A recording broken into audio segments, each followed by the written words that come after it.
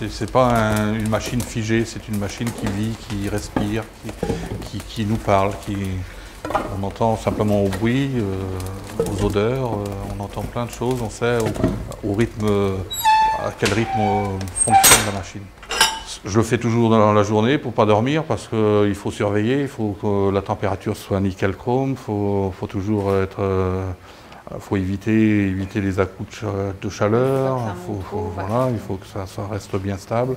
Donc j'ai pas beaucoup de réglages, j'ai un réglage, un robinet d'eau pour remettre de l'eau froide et puis mon petit tirage qui me sert uniquement pour régler la chaleur. L'alambic charentais est un alambic qui concentre le mieux les arômes des raisins ou des fruits, enfin c'est surtout le vin quoi, du fait de la double distillation. Donc on distille toujours 2 fois le produit, on distille du vin. Toujours l'habitude de dire qu'on distille du vin, on ne distille pas des mares par rapport à d'autres coins où on distille le marc. Cette machine-là, j'ai mis plusieurs années pour bien la connaître. Quoi. Parce que c'est à peu près 1 mm de réglage du tirage, là, ça fait 1 degré de température. Donc c'est juste des petites claques sur le bout de ferraille.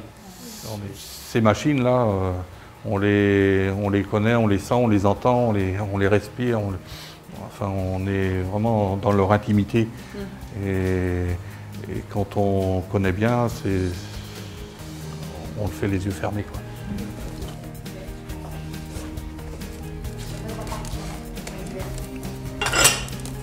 Donc là, je viens de mettre le tirage à fond. Et là, le bois qu'on a mis tout à l'heure, qui était bien mouillé déjà, il s'enflamme rapidement.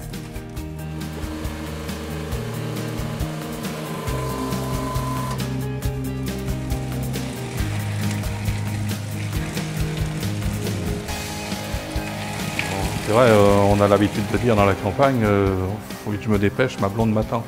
C'est ça. C'est ça. Le distillateur doit s'adapter à la machine. Et donc elle réagit, cette machine, plus aux conditions climatiques extérieures qu'au reste. Même la nuit, je sais s'il y a du vent, s'il y a du brouillard, s'il flotte ou s'il fait bien froid. Là, je suis bon pour la coupe. Là.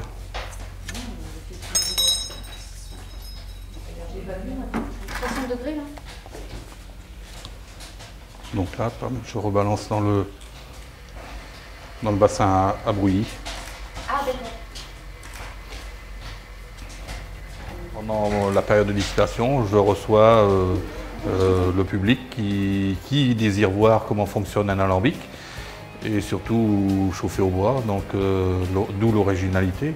Et ça permet de partager avec les touristes qui viennent, de passage, de partager ma petite passion et de leur faire déguster aussi les produits que l'on peut fabriquer à partir de ces alambics. C'est vraiment l'échange entre les touristes ou les visiteurs de la journée, les visiteurs de la nuit même, parce que j'en ai qui viennent la nuit. Voilà, dans ces périodes de fête, les gens tournent facilement le soir, on a des réveillons, donc je vois du monde.